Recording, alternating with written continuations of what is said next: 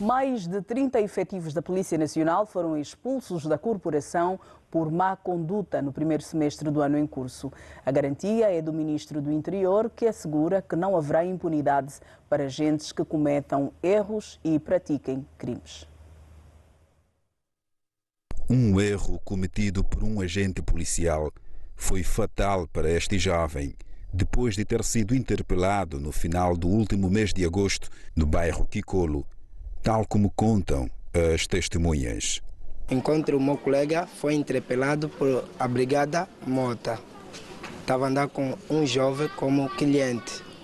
Então, naquela de andar com o cliente, ele parou a moto e os jovens mandaram parar, estava com a mochila, desceu, mandaram abrir a mochila, abandonou a mochila no banco da moto, se meteu-se em fuga. Então, mandaram o cidadão, o próprio motoqueiro, abrir a mochila. Ele diz que não tem nada a ver com a mochila do próprio cidadão. Em Angola, as práticas de má conduta já geraram a expulsão de mais de 30 efetivos da Polícia Nacional só nos últimos 6 meses deste ano. O ministro do Interior, Eugênio Laborinho, confirmou isso mesmo na última quarta-feira. A Polícia Nacional, enquanto órgão do Ministério do Interior com mais efetivos, expulsou 46 efetivos em 2023 e 32 no primeiro semestre do corrente ano. Portanto, o Ministério do Interior e os seus distintos órgãos estão comprometidos a respeitar a Constituição da República de Angola, bem como promover, defender os direitos humanos e o exercício da cidadania. O ministro do Interior entende que é necessária a contribuição de toda a sociedade para um ambiente mais tranquilo no país. Vamos começar a olhar para esta matéria. Dr. Balixionga, boa noite. Mais de 30 efetivos da Polícia Nacional foram expulsos da corporação no primeiro semestre deste ano por má conduta. Que entendimento é que tem sobre esta informação? Boa noite, Leda. Boa noite. Informação oficial. Sim, boa noite, Leda. Boa noite, Paquis. Boa noite, telespectadores em casa e agora também no exterior, por via da TV Zimbo.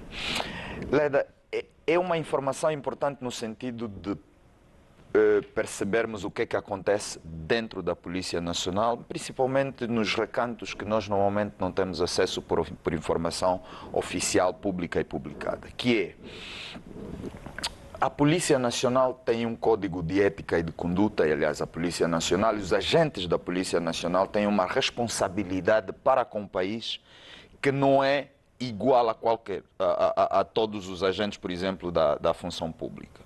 Nem todos os cidadãos. E, portanto, ser policial é uma responsabilidade diferente que convoca princípios éticos e uma atuação diferente. Aliás, por isso é que os policiais têm treinamento diferente. Não são como qualquer funcionário. E ouvir, por exemplo, Leda, 30 funcionários expulsos, nós estamos quase próximo dos funcionários da polícia que foram expulsos o ano todo passado, só nesse semestre. O que significa que terá aumentado a indisciplina dentro da polícia e os órgãos próprios da polícia estão a atuar em conformidade. Agora, também, Leda, este dado é fundamental para percebermos que o policial também é um ser humano. E nós, e disse o ministro e bem, para mim é uma nota muito importante, que a questão da segurança não depende só da atuação da polícia, também depende de nós, no sentido de que há determinados erros cometidos pela polícia que são motivados por comportamentos até inesperados de cidadãos, como é por isso. Não é expectável, Leda, que um cidadão, por mais razão que tenha, por exemplo, levante a mão contra um policial. Não é expectável isso em nenhum lugar do mundo. Então, quando isso acontece, também, em alguns casos, convoca uma reação quase inesperada do policial. Eu penso que é importante que as organizações, de quanto em quanto, porque são as organizações que movimentam, até moldam o comportamento dos seus associados, de quanto em quanto conversem com a polícia, essencialmente porque, Leda, a polícia também precisa aprender a lidar com o cidadão num período em que nós temos alargadas as liberdades. Nós não temos o mesmo país de 1991 e anteriormente, onde temos cidadãos como os cidadãos têm uma série de restrições. Não. Nós temos cada vez mais liberdades e essas liberdades convocam uma atuação muito diferenciada da polícia. Obrigada, Dr. Balixionga. Dr. Albino Paquice, boa noite. O assunto é o mesmo, a questão a má conduta por parte de alguns efetivos. Pede-se normalmente por parte da liderança do interior que não se confunda a postura de um agente com a postura da corporação, mas o certo é que a população castrense, o nível de exigência acaba por ser maior. Sempre foi assim e a tendência é que isso não mude. Pois, não muda. Boa noite, Leda, boa noite, Tobali, boa noite, Angola e Portugal. Penso que sim, mas o agente é parte da corporação.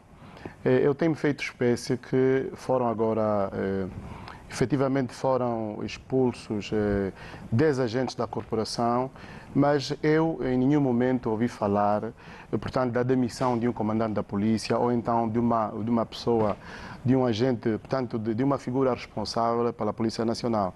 Porque o mau comportamento da polícia é comparticipado por aqueles que são os altos dirigentes da polícia. Não estou a citar nomes, não é essa a ideia de citar nomes, mas é muito importante que o comandante, portanto, o ministro do Interior, Júnior Lourinho, quando fala sobre o mau comportamento da polícia, faça uma espécie de meia-culpa, porque se nós formos ver no orçamento, na rúbrica do Orçamento Geral do Estado, uma parte considerável do dinheiro é alocado para o Ministério do Interior, que devia ter melhores condições, devia ter mais formação, devia ter, portanto, os polícias deviam, portanto, efetuar a sua atividade com melhores condições. Nestas conversas que nós temos tido com vários polícias, a grande verdade é que muitos deles estão com faltas de botas, estão com faltas de comida, estão com faltas de fardamento. Não estou a dizer que isto justifica o mau comportamento da polícia, não é o que estou a dizer, mas estou a dizer que se os comandantes das províncias e municipais, e o ministro do Interior e outros nacionais cumprissem aquilo que são as responsabilidades para com a polícia, as condições da polícia, nós talvez não tivéssemos tanta expulsão por conduta indecorosa dos nossos polícias. Mas notas rápidas que hoje toda a gente, desculpa que use a expressão desse jeito, doutora Paquice, hoje qualquer pessoa entra para a Polícia Nacional. Pois, mas aí depois... Que ideia que lhe dá esta expressão? Tem sido recorrente entre as pessoas? É que os critérios para se entrar na Polícia Nacional não são claros. Não é? Os critérios para se entrar na Polícia Nacional não são claros. E muitas das pessoas que efetivamente têm tendência para a delinquência, inclusive, fazem parte da Polícia Nacional. Nós não podemos ter medo disso. Em certos casos, nos nossos bairros e nas nossas ruas, nós temos medo da polícia, porque a polícia, portanto, em alguns casos, parece mais ameaçadora do que o próprio marginal. Este é um problema depois que, portanto, o ministro e a própria corporação deverão verificar naquilo que diz respeito à formação da nossa polícia. Isto é verdade, nós precisamos de formar melhor a nossa polícia, porque, estando de acordo em parte com aquilo que diz o Dr. Balixionga, é verdade que muitas pessoas insurgem-se contra a polícia, mas as pessoas, em alguns casos, insurgem-se contra a polícia por conta da postura do próprio polícia. Daí que, se por um lado tem que haver uma maior formação e melhor formação dos nossos polícias, por outro lado tem que haver uma melhor postura da população. Mas eu estava agora a dizer que portanto, uma parte dos polícias que vão ser expulsos, que foram expulsos da corporação, é por conta da recepção de dinheiro, portanto, de desvio de coisas, ou seja, estão com muitas necessidades. Os nossos polícias não se justifica que cometam crimes. Daí que o ministro diz bem, não vai tolerar,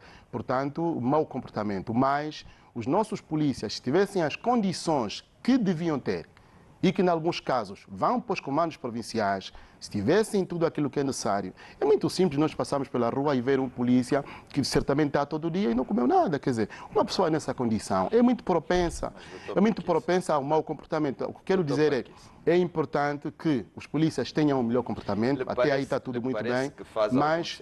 Peço desculpa, lhe parece que faz algum sentido que um cidadão que tenha, no que está a dizer, que tenha sido extorquido, não se possa queixar porque o polícia tem dificuldades?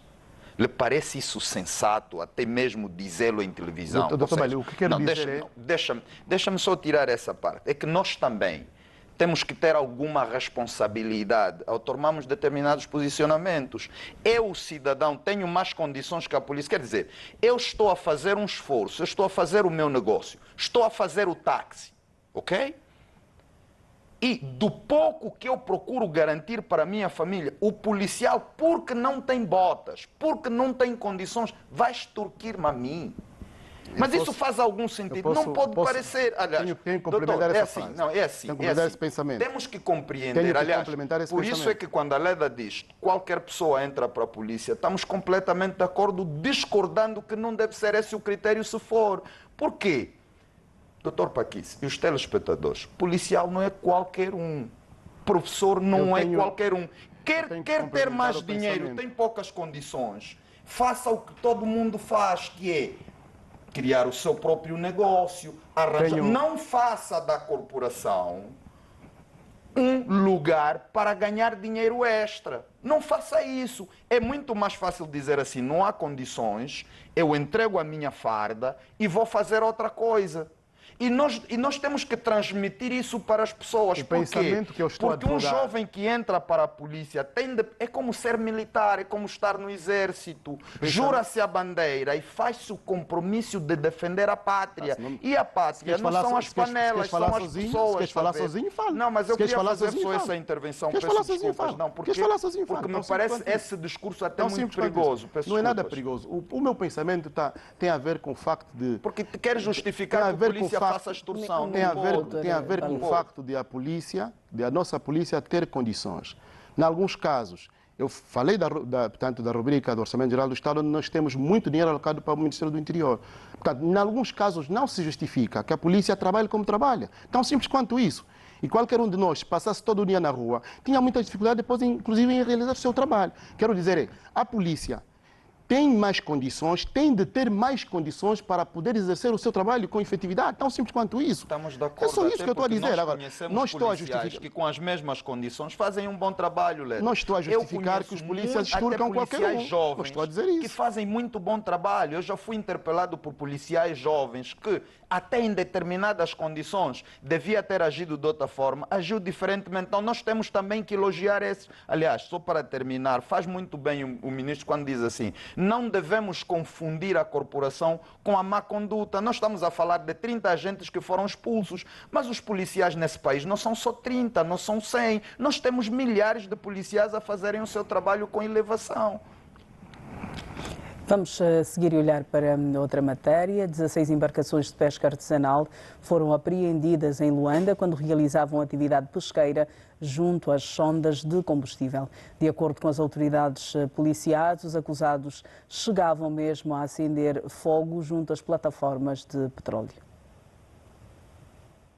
A denúncia chegou à Polícia Fiscal Aduaneira no dia 29 de agosto.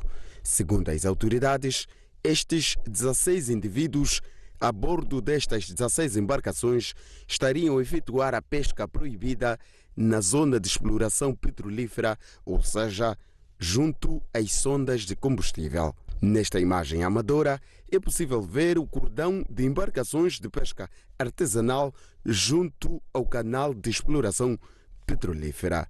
Do ponto de vista legal, não é permitido, num raio de 1000 metros, nem realizar navegação, muito menos realizar pesca. E, portanto, essas embarcações, e aqui realçar que as embarcações são artesanais, só lhes é permitido pescar até 8.000 milhas náuticas e encontravam-se a pescar a 96 milhas náuticas, com o agravante de estarem amarradas a um dos tubos da plataforma de produção, com risco, porque tinham motores ligados, fogareiros acesos e também geradores, portanto riscos de incêndio, o que podia causar uma situação catastrófica. Portanto, um incêndio de uma plataforma daquelas não só coloca em risco a vida dos pescadores, e a vida dos pescadores já estava em risco, porque eles só podem, com esse tipo de embarcações, estar a 8 milhas náuticas, estavam a 96, mas agrava-se pelo risco de incêndio, ou agravava-se pelo risco de incêndio, e, portanto, o arrombo que podia ser para a economia nacional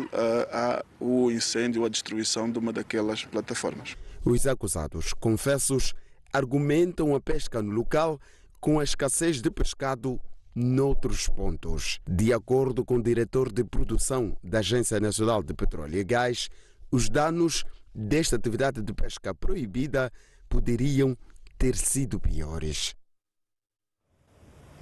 Dr. Albino Paquice, a pesca ilegal continua a ser um problema entre nós.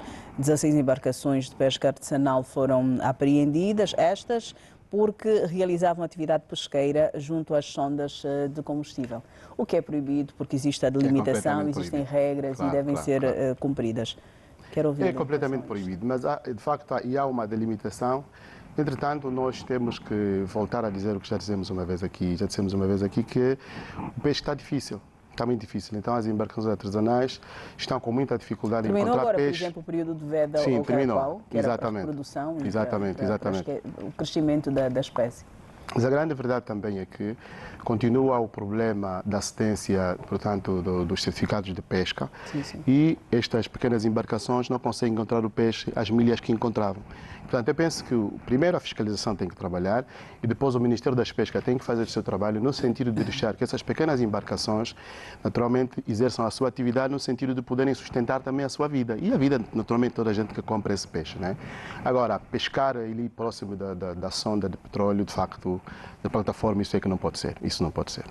Doutora Balixionga, quero ouvi-lo também sobre esta questão das embarcações de pesca artesanal que foram apreendidas em Luanda.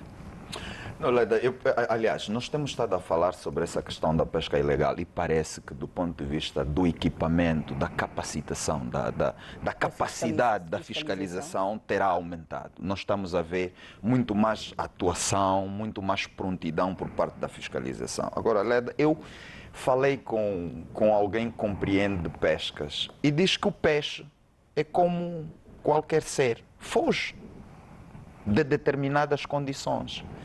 E Leda, se nós fazemos a pesca, mesmo que seja pela justificação de sustentar as nossas famílias, nós não fazemos uma pesca sustentável no sentido de que chegou o período para pescar, pescamos, e não pescamos as crias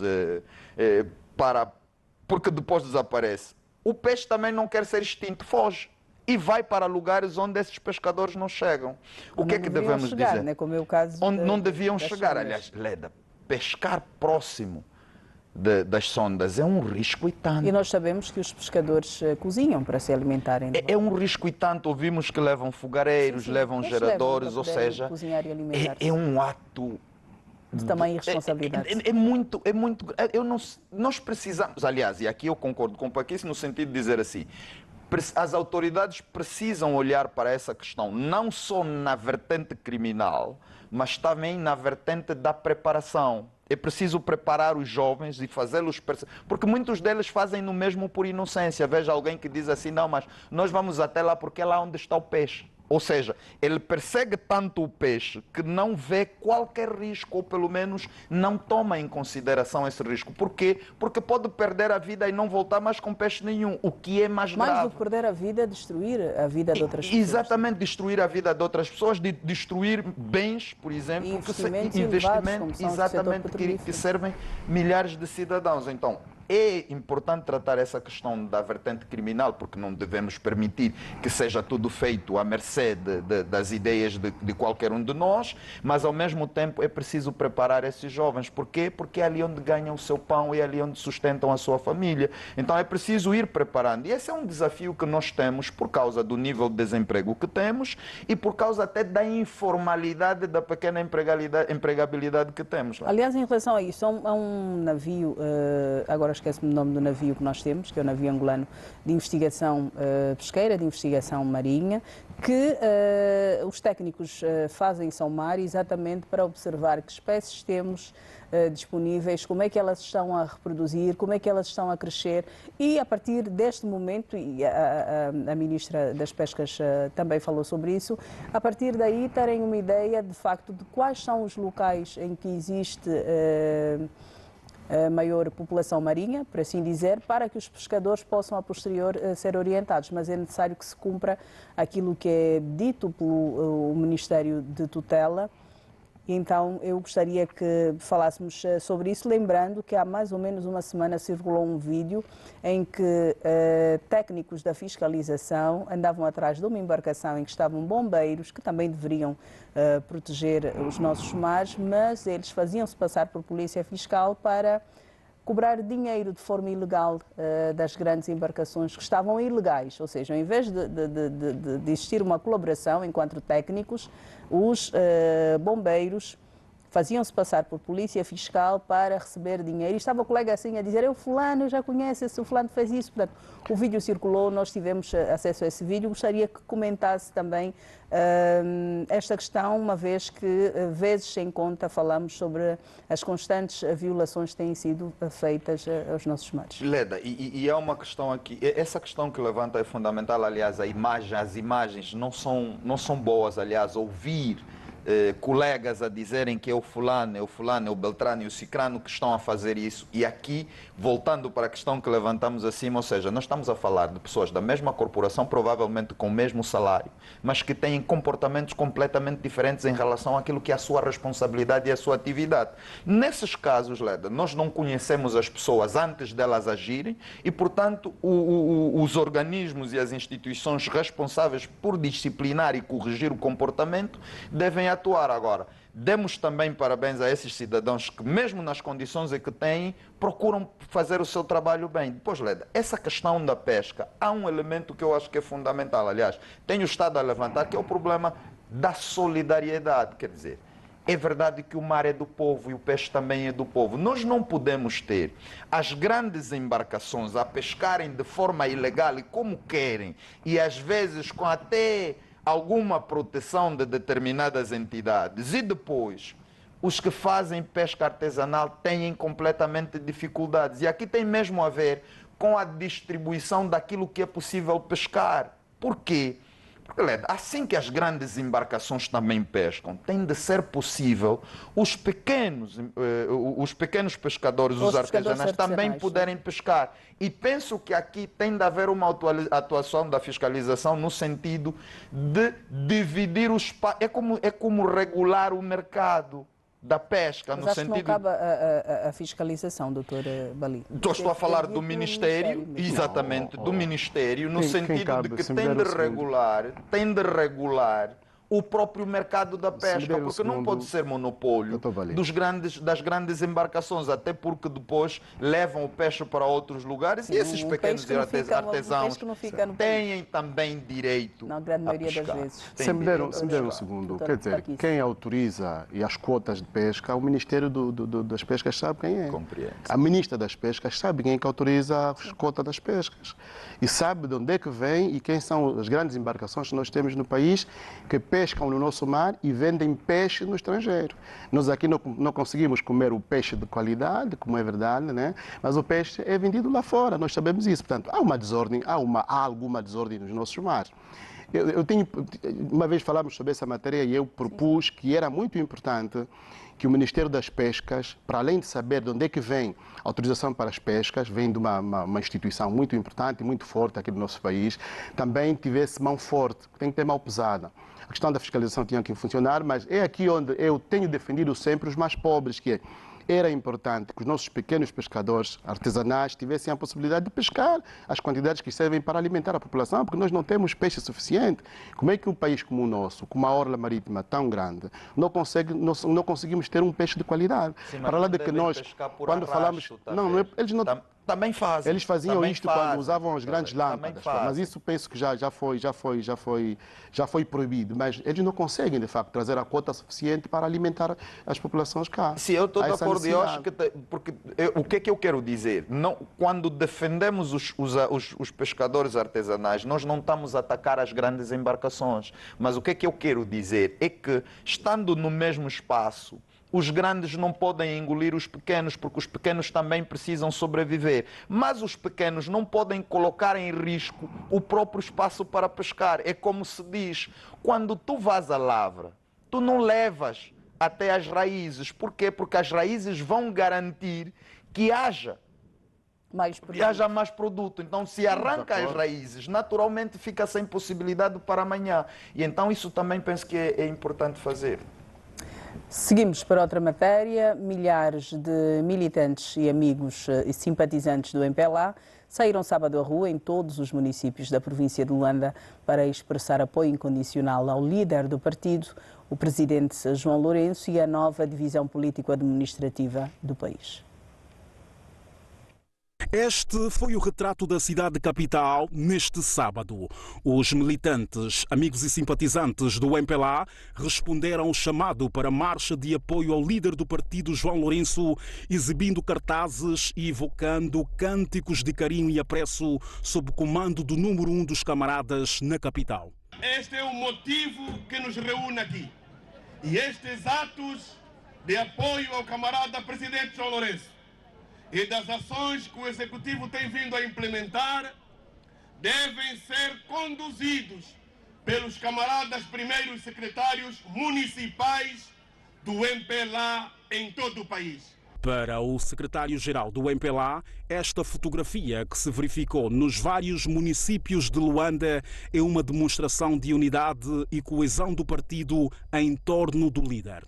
Os militantes estão na rua para saudar essa iniciativa do nosso partido, mas apoiando o líder. Nós é que elegemos o líder em 2021.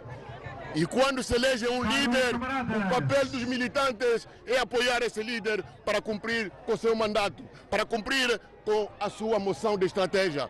É isso que os militantes do MPLA quiseram demonstrar para o mundo, para Angola e para a nossa sociedade. A marcha foi igualmente realizada em apoio à nova divisão político-administrativa aprovada recentemente, aumentando mais 3 províncias no país. Essa marcha também serviu para apoiar essa decisão. Do Quilamba Quiache, Cacoaco até Catete, os militantes mostravam-se confiantes e preparados para os desafios que têm pela frente. Cacoaco está organizado, viemos deixar uma boa mensagem, uma mensagem de união, uma mensagem de coesão no partido. O secretário-geral do MPLA reforçou ainda que o Partido dos Camaradas continua a trabalhar para garantir uma vida de qualidade à população, investindo na diversificação da economia e produção interna. Doutor Albino Paquice, os militantes do MPLA foram à rua para demonstrar apoio ao líder e às suas decisões. Quero ouvi-lo sobre isso. Pois, Leda, eu penso que ninguém desautorizou o líder, primeiro, e ninguém desapoiou o líder. Aqui passo a expressão, desapoiar o líder. E, portanto, o que está na base desta marcha, depois encontraram-se várias justificativas para dizer que era preciso pormos aqui o apoio ao líder incondicional e depois a nova divisão político-administrativa.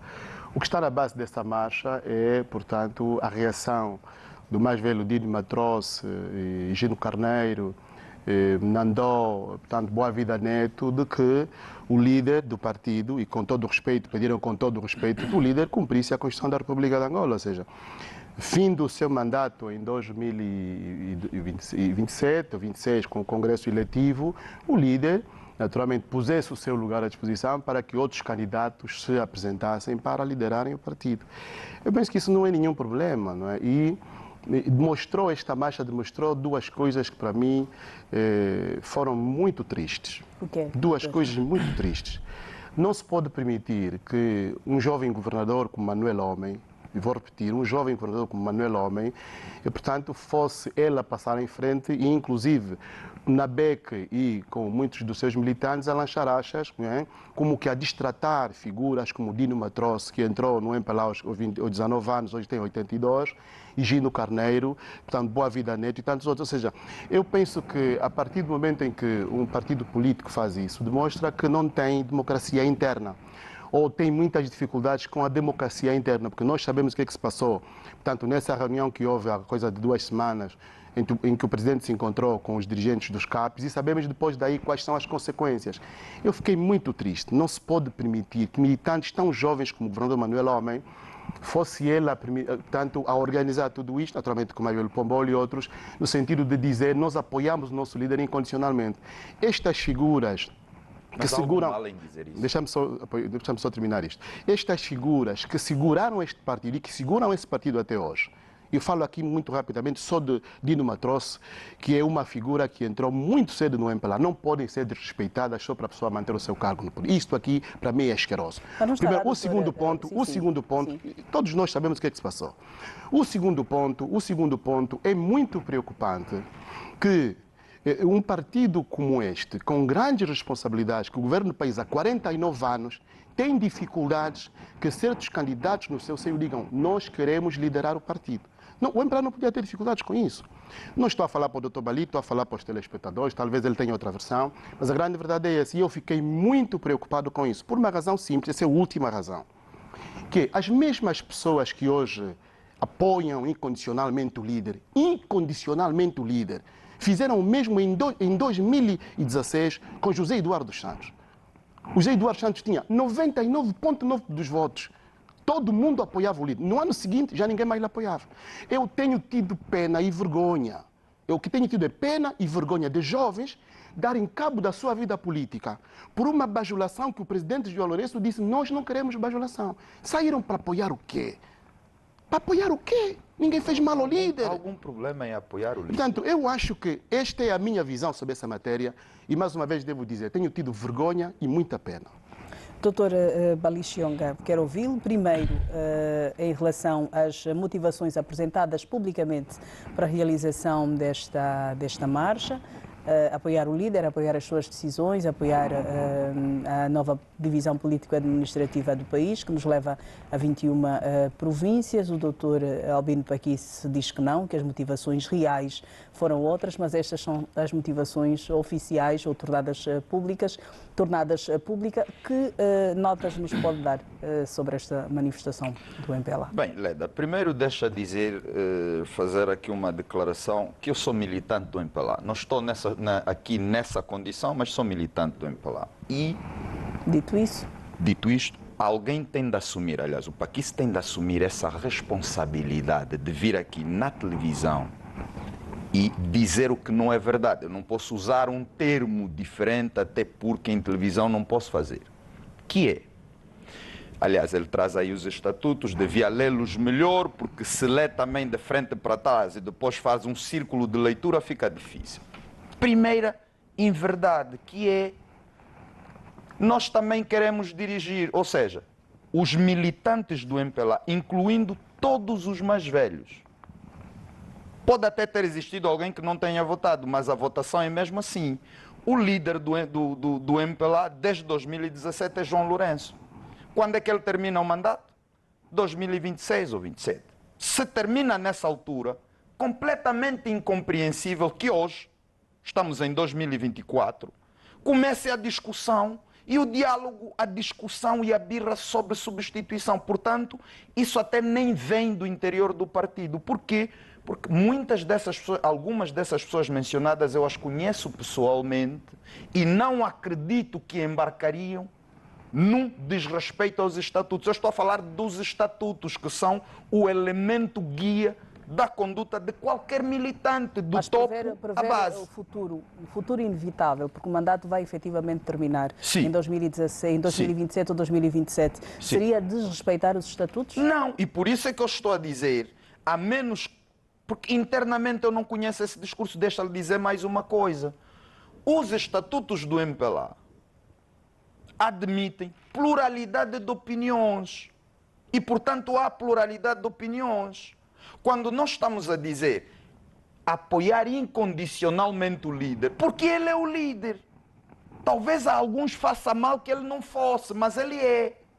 E o MPLA tem um líder, todas as organizações têm um líder. E o que os militantes fazem, nos termos dos seus deveres, é apoiar o líder, porque essa é a escolha dos militantes, e apoiar o que ele faz na condição de titular do Poder Executivo. E uma dessas coisas é a divisão político-administrativa. Compreendemos que existam pessoas de outras camisolas políticas que não concordem com isso, mas permitam que o MPLA faça o seu caminho, porque depois se levantam inverdades, têm de ser chamados a provar. Mas qual é a inverdade levantada aqui, doutor? A inverdade é essa que o Paquice acabou de dizer. Vou voltar a repetir. Primeiro, não sei onde é que ouviu porque me parece como não é militante do MPLA, nem marchou. Não sei onde é que ouviu palavras contra os mais velhos do MPLA. 1, 2. Não sei em que reunião ele participou, onde, já agora, tenham sido manifestadas, eu estou a dizer, manifestadas posições de liderar o MPLA. Por quê? Claro, a pluralidade de opiniões não pode colocar em causa decisões de órgãos. E o mandato do líder hoje vai até 2026 e, portanto, eu compreendo que tenha muita vontade de falar sobre o MPLA, mas tem de ter algum cuidado, principalmente com aspectos que não percebe. Não tenho. E depois, não tenho. Só para terminar, sabemos que essa questão da divisão político-administrativa dividiu um bom número de angolanos. Aliás, eu próprio disse que também não é expectável que isso seja aceito unanimamente. Nós estamos em democracia, mas o jogo da democracia é mesmo esse, onde não há consensos. Como é que se faz o desempate? Pela votação. E isso é completamente normal, Leda. E, portanto, para terminar e passar a palavra, primeiro, não é a primeira vez que o MPLA se manifesta. O MPLA já se manifestou variadíssimas vezes e numa dessas vezes foi em apoio à lei contra a violência doméstica e os atos de violação sexual contra menores e, portanto, é normal que o MPLA faça manifestações. Aliás, nós estamos a falar do maior partido político no país, com um número agora muito aproximar-se dos 5 milhões de militantes. Para terminar, é normal também que aqueles que primeiro se posicionam como adversários e na escrita como inimigos do MPLA façam esse barulho no corredor. E eu penso que o próprio MPLA vai fazendo a sua caminhada calmamente, até porque tem responsabilidades para com o país. Eu gostaria, é sempre bom que a gente também leia outras coisas, né? Mas essencialmente jornais. Sobre o MPLA? Nós temos em Angola um jornal chamado Novo Jornal, que fala sobre notícias em que temos o Dino Matros e outras figuras que eu citei aqui, que fazem declarações e não foram desmentidas. Portanto, o que eu quero dizer é muito importante também a gente ler outras coisas. Jornais não só nas redes sociais. Novo Jornal não sobre mim que era completamente falso. Não só nas redes sociais. Estou agora a dizer isso em televisão para dizer que os jornais... Não, estou a dizer... Não, aliás, eu estou agora a dizer isso.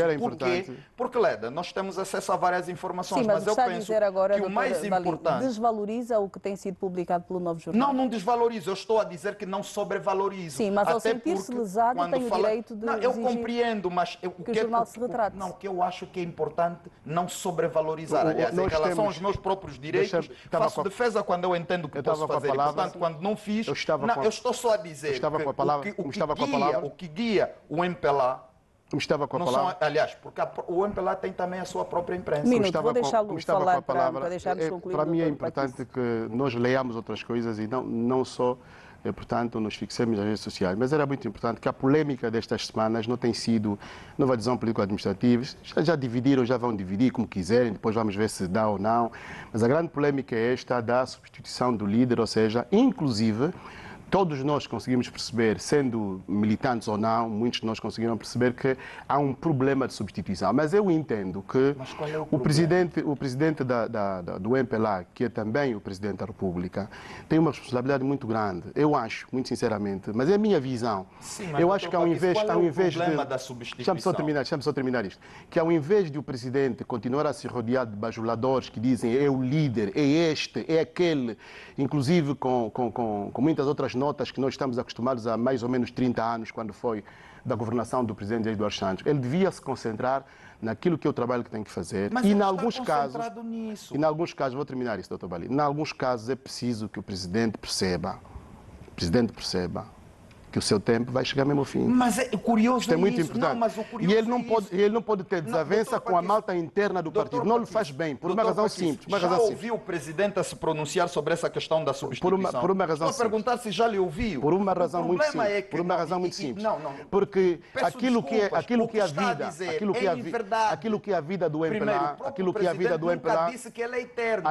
aquilo que é a vida do MPLA, quando não é tempo, fora do tempo também não é. Aquilo que é a vida interna do MPLA nos interessa muito, por uma razão muito simples.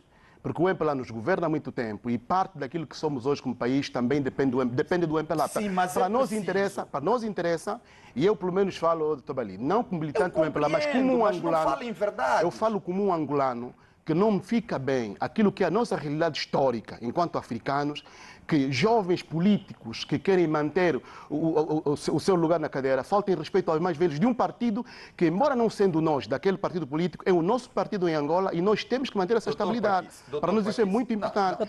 Não nos distraiamos com essas manifestações, onde vocês também teve que... Não sei se terá valido alguma coisa. Não, fique à vontade. Por isso é que eu lhe disse, algumas dessas pessoas que são citadas agora, os mais velhos do partido, algumas pessoas eu as conheço pessoalmente. Eu também conheço. Então Segundo, está a falar com um militante do MPLA e não coloque essa questão no saco de que os militantes do MPLA e os jovens do MPLA, pelo facto de apoiarem o líder, são bajuladores. Aliás, alguns são bajuladores. Peço desculpas para não me interromper, porque alguns não são mesmo interrompi. bajuladores. Peço desculpas para não interromper, porque não interrompi. Aliás, porque espero que perceba o termo. Espero que não embarque naquilo que é as redes sociais entre bajuladores e revus. Espero que perceba o termo. Nós elegemos o líder. Temos a obrigação estatutária de apoiá-lo. Se outras pessoas, e compreendo que tenha interesse em relação àquilo que acontece no MPLA, mas não ultrapasse os seus próprios limites, não fale daquilo que não está a acontecer, até porque deve ter outra camisola que não traz. E compreende-se. Aliás, falamos disso noutros rosados. Para terminar, dizer duas coisas, Leder. Quando não é tempo e fora do tempo não é tempo. Obrigada, mas nós estamos em tempo. Exatamente. Então, estamos em tempo de seguir para mais um assunto.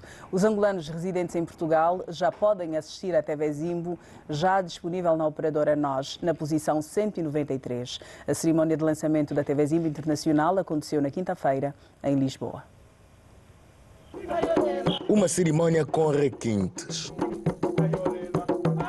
onde várias personalidades angolanas, portuguesas e da CPLP no geral marcaram presença para assinalar o lançamento do canal internacional da TV Zimbo.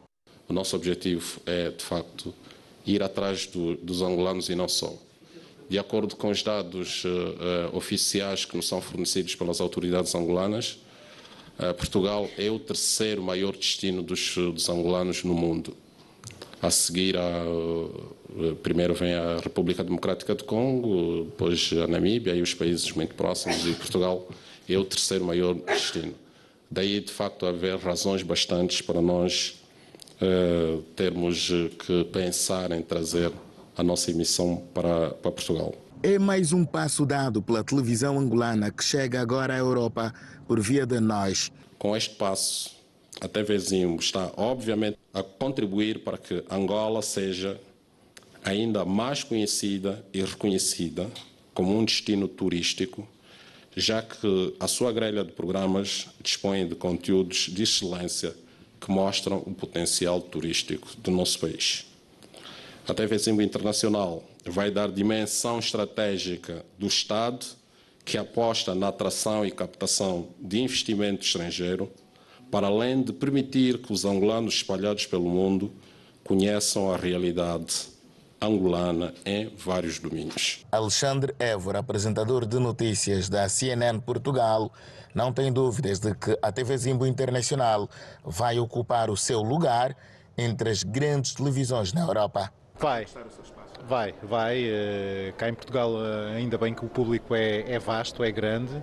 Se for com o carimbo da TV Zimbo, que tem sido sempre constante de qualidade, de aposta no que é nacional, eu cruzo os dedos que seja um projeto de sucesso.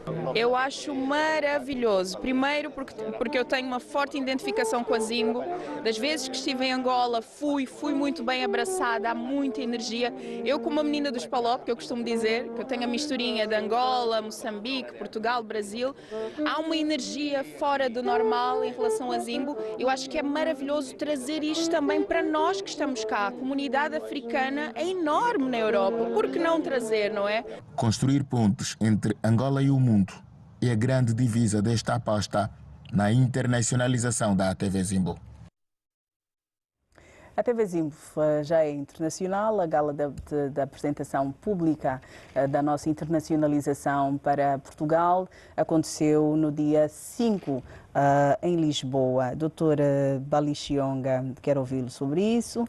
Como é que olha para a expansão do sinal da primeira televisão privada em Angola? Não, Leda, a TV Zimbo está de parabéns. Nós já fazemos parte da aldeia global. E muitas vezes nós consumimos muita coisa do exterior, mas precisamos também fazer com que o exterior consuma aquilo que está a acontecer em Angola. Por quê? Porque há muitos angolanos fora do país que são a extensão do nosso país e, portanto, precisam conhecer aquilo que anda aqui, que acontece aqui, mas também há pessoas que, não sendo angolanas, têm interesse na Angola.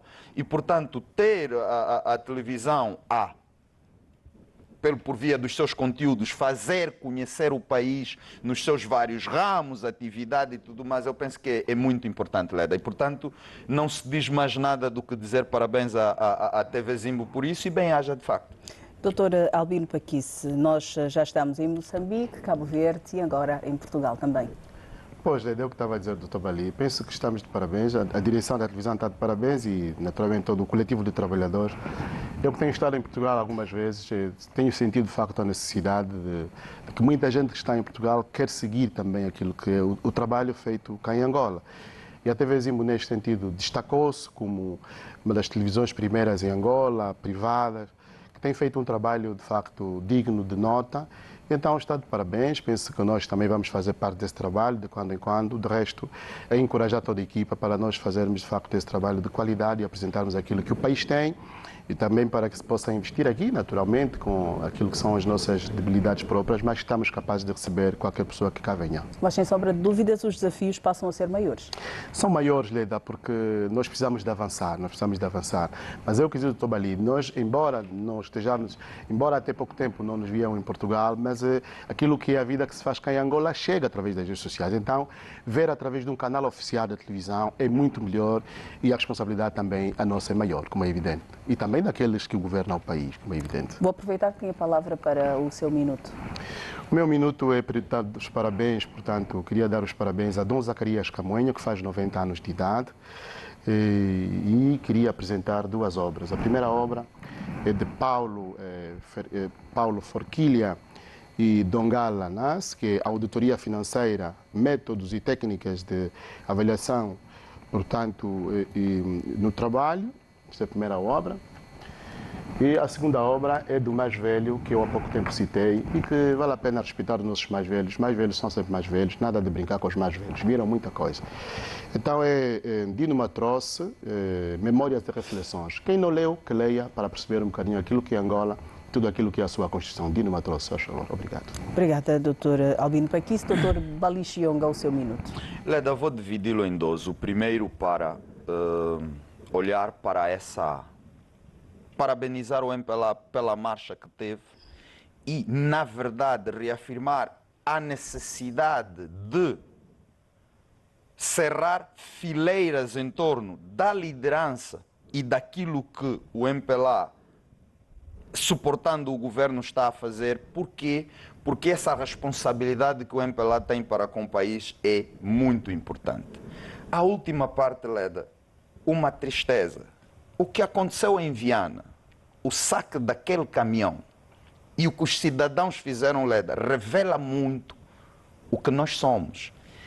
E se alguém me disser, porque eu vi imagens de carros pararem e saquearem, aliás, como aconteceu em Benguela, se alguém me disser que aquilo é um problema da fome, Leda, eu espero que os donos daquele caminhão não dobrem o seu joelho para pedir do alto maldição para aquela gente. Porque aquelas pessoas, se isso acontecer, a fome dele nunca mais vai acabar. Nós precisamos compreender que é do suor do nosso rosto que comemos o nosso pão. Foi terrível aquilo.